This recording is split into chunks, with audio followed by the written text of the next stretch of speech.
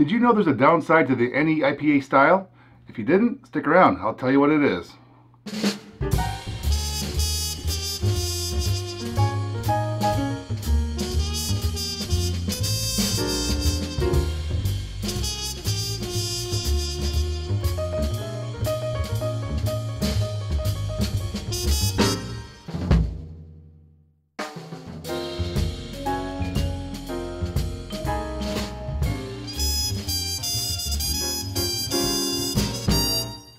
Hello everyone and welcome back.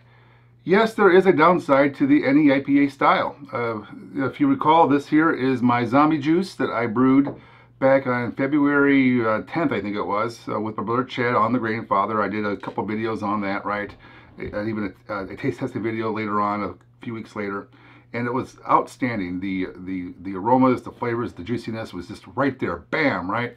And if you recall from that video, that tasting video, it was Chad's reaction, my reaction, just over the top, happy with this. Now fast forward, it's late April now, well, let's see, over 2 months later, and I still have beer left in this keg, and it has changed. It has certainly changed. The cloudiness, the color, the aroma, and the flavor, all of them. It's just not the same beer anymore. So basically, the downside to NEIPA is time. It's longevity. There isn't any. You gotta drink that beer as soon as possible when it's tapped and kegged and get it down. And if you can't do that, make a smaller batch so that you can, or share it with a lot more people to get it consumed within a couple weeks, because after the first couple weeks it started to taper, and then gradually week by week it got less and less aromatic, less and less flavorful. Now don't get me wrong, it's still a very decent beer. If this was just the beer style that I was shooting for without all that hot tropical fruit and aroma and juiciness, and I was shooting for the style, this for those who can't taste this right now, it's similar to my Zombie Dust clone with my citra hops and everything, somewhere along that line. So it's still a decent beer, don't get me wrong, but for all the trouble I had and the expense of all the hops and doing the hop stand and all the trickery I did to produce the NEIPA, I'm a little bit disappointed in the long run about its longevity. I mean, I'm one person here. My wife doesn't drink a lot of beer. My kids don't drink my beer, right? I have some neighbors that drink beer, but they don't drink this beer. They drink other beers. I wouldn't even call them beers, honestly. So it's upon me to drink this beer, and it's been, 2 months later, I'm still drinking this beer, and now this is what it's been reduced to. And just to let you know, if you want to make a style, an NEIPA style beer, make sure you make a smaller batch, drink it fast or whatever, brew it more often if you have to. But